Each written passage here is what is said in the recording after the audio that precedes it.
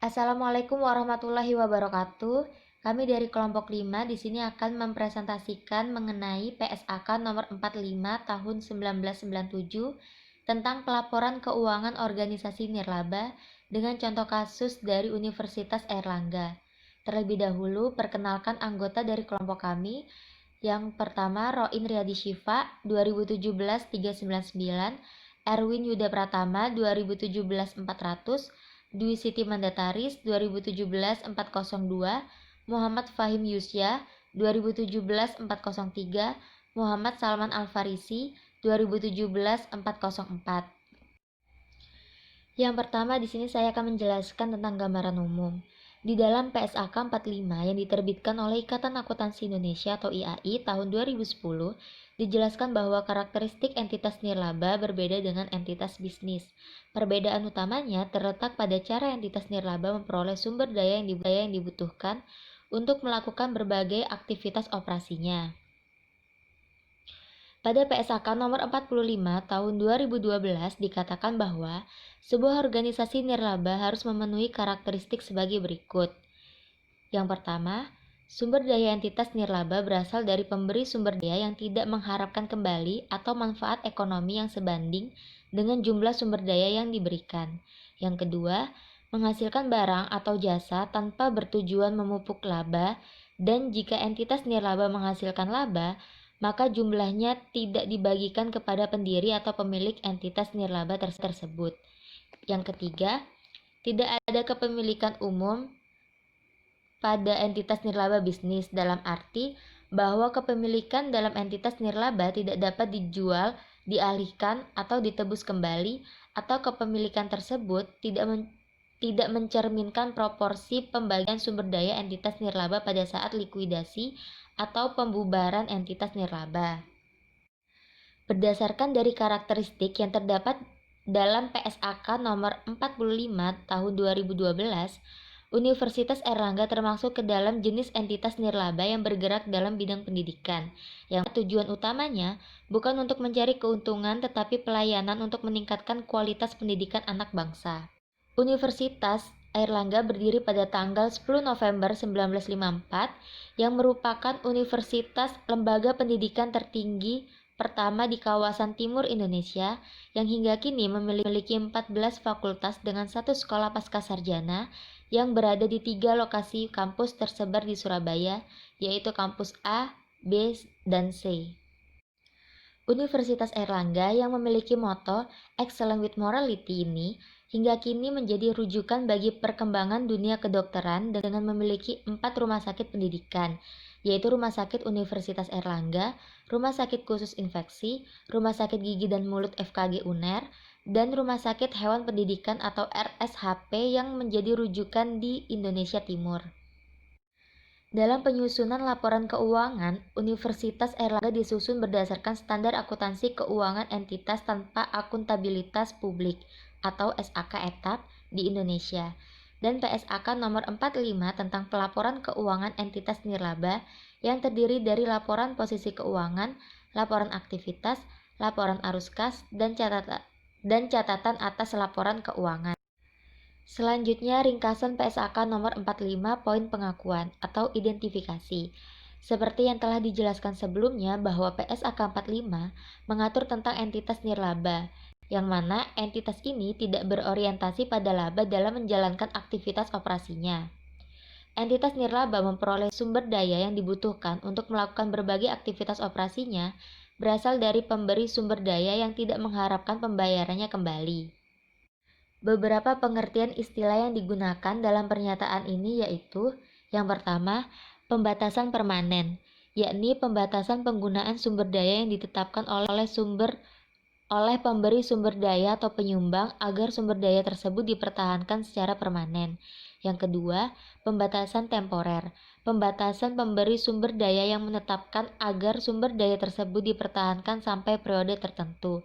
Yang ketiga, sumber daya terikat, yakni sumber daya yang penggunaannya dibatasi untuk tujuan tertentu oleh pemberi sumber daya dapat bersifat permanen atau temporer. Dan yang terakhir, sumber daya tidak terikat, yaitu Sumber daya yang penggunaannya tidak dibatasi untuk tujuan tertentu oleh pemberi sumber daya. Selanjutnya, poin pengukuran. Laporan keuangan entitas nirlaba terdiri dari laporan posisi keuangan, laporan aktivitas, laporan arus kas, dan catatan atas laporan keuangan.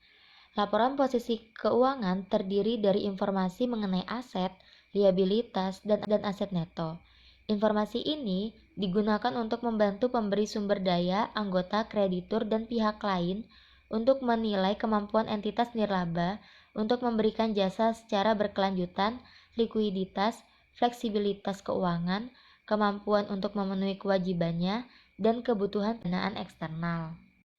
Laporan aktivitas menyajikan informasi mengenai pengaruh transaksi dan peristiwa lain yang mengubah jumlah dan sifat aset neto, hubungan antar transaksi dan peristiwa lain, dan bagaimana penggunaan sumber daya dalam pelaksanaan berbagai program atau jasa. Dan yang terakhir, laporan arus kas, yakni menyediakan informasi mengenai penerimaan dan pengeluaran kas dalam suatu periode. Penilaian. Pihak pengguna laporan keuangan entitas nirlaba memiliki kepentingan bersama dalam rangka menilai. Yang pertama, jasa yang diberikan oleh entitas nirlaba dan kemampuannya untuk terus memberikan jasa tersebut. Kemudian, cara manajer melaksanakan tanggung jawabnya dan aspek lainnya dari kinerja mereka. Penyajian.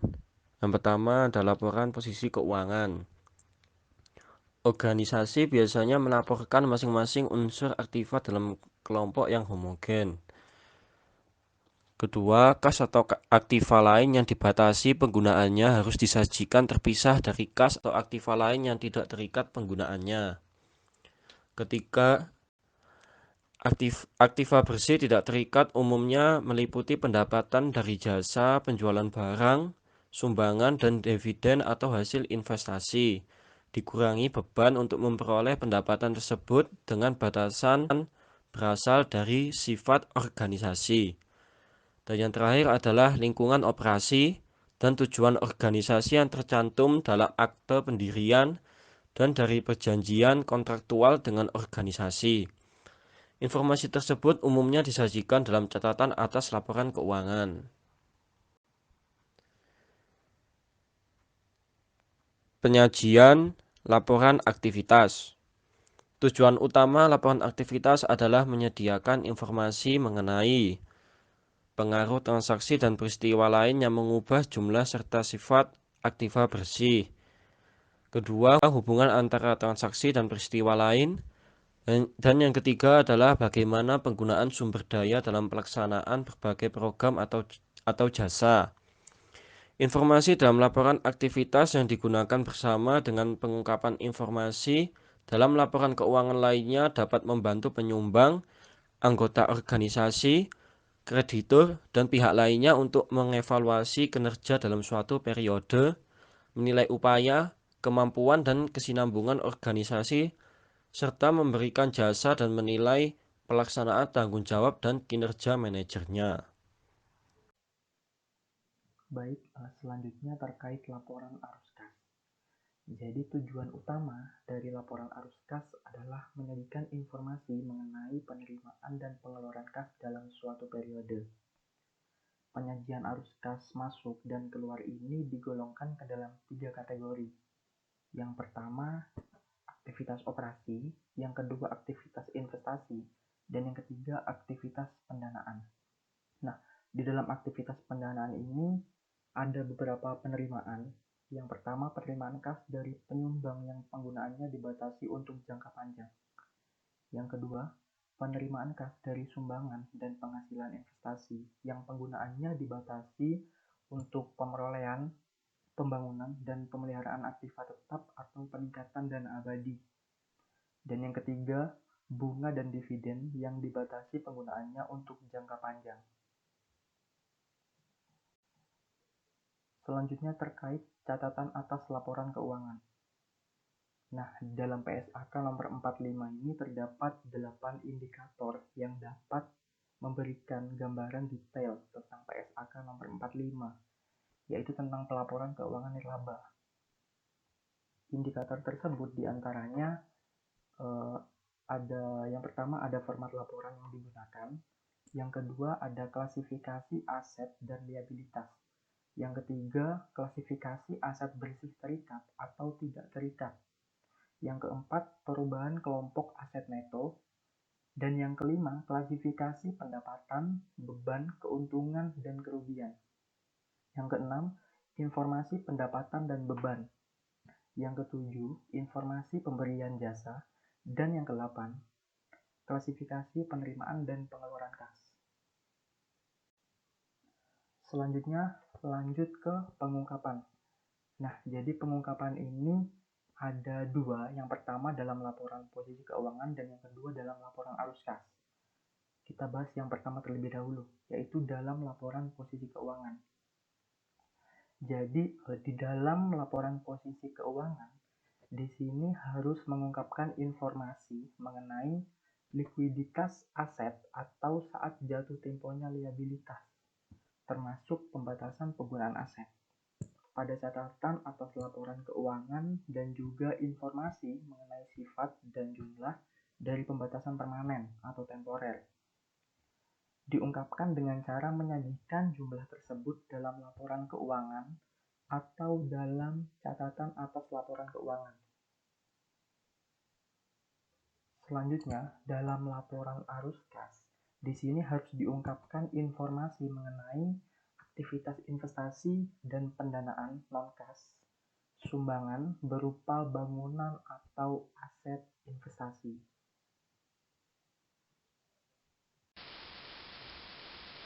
Selanjutnya yaitu menjelaskan implementasi PSAK nomor 45 di Universitas Erlangga. Poin yang pertama yaitu bagian identifikasi. Berdasarkan peraturan pemerintah RI nomor 30 tahun 2006, tanggal 14 September 2006, Universitas Erlangga ditetapkan menjadi Badan Hukum Milik Negara atau BHMN.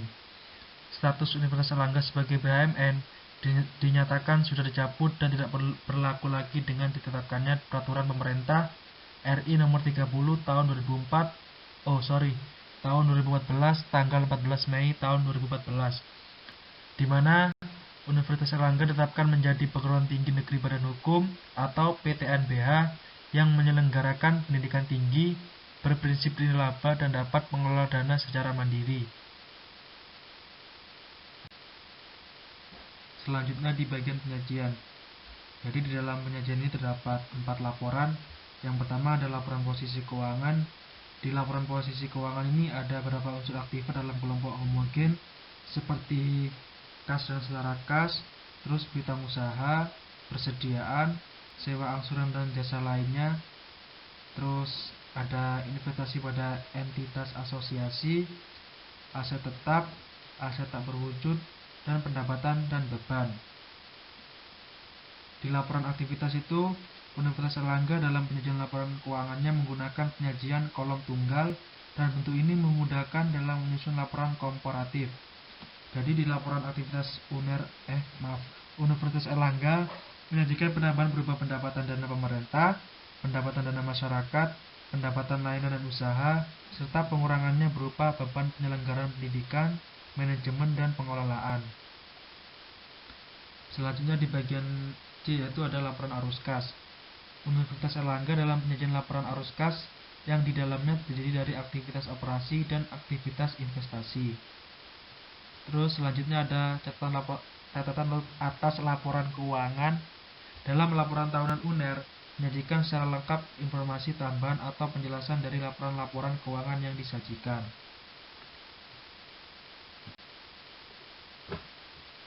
Selanjutnya di bagian pengungkapan juga sama terdapat 4 laporan. Yang pertama laporan posisi keuangan. Jadi laporan posisi keuangan Universitas Erlangga telah mengungkapkan informasi mengenai likuiditas aset atau saat jatuh tempo liabilitas, termasuk pembatasan penggunaan aset pada CALK dan juga informasi mengenai sifat dan jumlah dari pembatasan permanen atau temporer diungkapkan dengan cara menyajikan jumlah tersebut dalam laporan keuangan. Terus yang poin kedua yaitu laporan aktivitas. Dilihat dari laporan aktivitas, Universitas Erlangga telah mengungkapkan informasi mengenai pengaruh transaksi dan peristiwa yang mengubah jumlah dan sifat aset neto, hubungan atas transaksi dan peristiwa lain, serta bagaimana penggunaan sumber daya dalam pelaksanaan berbagai program atau jasa. Terus yang ketiga ada laporan arus kas. Di dalam laporan arus kas ini telah mengungkapkan informasi mengenai aktivitas investasi dan pendanaan non-kas sumbangan berupa bangunan atau aset investasi. Selanjutnya, interpretasi PSAK 45 tentang temuan-temuan yang ada berkenaan dengan implementasi SAK yang telah dilaporkan.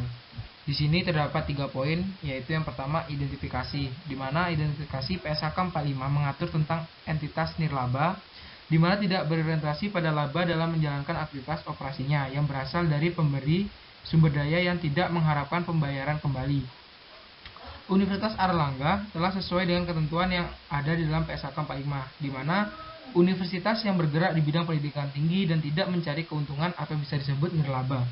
Diterapkannya Peraturan Pemerintah Republik Indonesia Nomor 30 Tahun 2014, di mana universitas ditetapkan menjadi perguruan tinggi negeri, badan hukum atau bisa disingkat PTNBH yang menyelenggarakan pendidikan tinggi berprinsip nirlaba dan dapat mengelola dan secara mandiri.